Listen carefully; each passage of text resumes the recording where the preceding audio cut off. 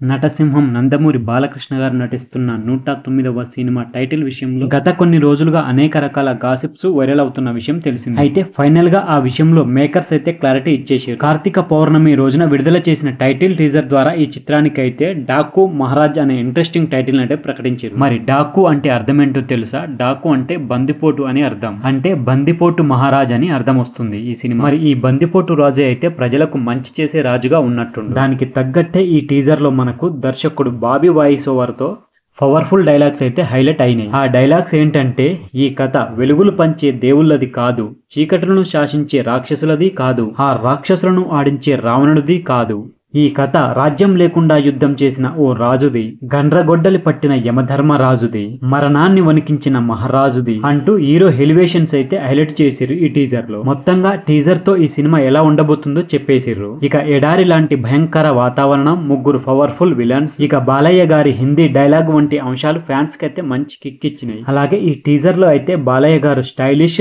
Rugged mass Avatar లో కనిపిస్తున్నాడు. కానీ టీజర్ లో బాలయ్య గారి లుక్ ను మాత్రం పూర్తిగా రివీల్ చేయలేదు. బాలయ్య గారి లుక్ నైతే డైరెక్టర్ గారు చూపించి ప్రేక్షకులకైతే ఒక థ్రిల్లింగ్ ఎక్స్పీరియన్స్ ఇచ్చిండనే చెప్పొచ్చు. బందిపోటు అనగానే మనకు రాబిన్ హుడ్ చిత్రాలే గుర్తుకొస్తాయి. రాబిన్ హుడ్ అనేది దొంగ వాళ్ళలో మంచి దొంగ, ఉన్న వాళ్ళ దగ్గర దోచుకుంటూ లేని వారికి పంచిపెడుతుంటాడు. ఇది రాబిన్ హుడ్ బందిపోటు దొంగ యొక్క మనస్తత్వం. మరి బందిపోటు మహారాజు ఎవరి దగ్గర దోచుకొని ఎవరికి పంచిండు అనేది మనకు సినిమాలో క్లారిటీగా తెలుసు. మరి టీజర్ లో చూపించినట్టు ముగ్గురు విలన్స్ దగ్గర దోచుకొని ఆపదలో ఉన్న ప్రజలకు పెట్టి వాళ్ళకు మహారాజ్ అయి ఉండొచ్చు. మరి ఈ టీజర్ లో చూపించింది మనకు ఫ్లాష్ బ్యాక్ లో వస్తదేమో చూడాలి. మరి ఈ సినిమాలో భారీ కన్వాస్ ఉన్న కథాంశంగా ఉండబోతున్నట్లయితే అర్థమవుతుంది. డాకు మహారాజ్ మూవీ అయితే మనకు సంక్రాంతికి జనవరి 12న అయితే సినిమాలు విడుదల చేయనున్నట్టు పేర్కొన్నారు. అసలే బాలయ్య గారు అయితే మంచి ఫామ్ లో ఉన్నాడు. వరుసగా బాక్స్ ఆఫీస్ అయితే హిట్స్ ను అందుకుంటున్నాడు. అలాగే ఈ సినిమాకి తమన్ కాంబినేషన్ కూడా ఈ సినిమాకి మరో ప్లస్ పాయింట్ అనే చెప్పొచ్చు. బాలయ్య గారి తమన్ కాంబినేషన్ అంటే మనకు బ్యాక్గ్రౌండ్ మ్యూజిక్ లో అయితే మనకు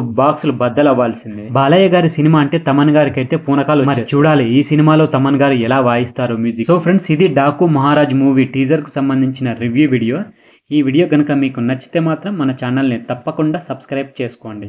అలాగే వీడియో నచ్చితే లైక్ కొట్టండి, షేర్ చేయండి, కామెంట్ పెట్టండి. Thank you friends. మళ్ళీ ఒక మంచి వీడియోతో మీ ముందుకు వస్తా. అంతవరకు బాయ్.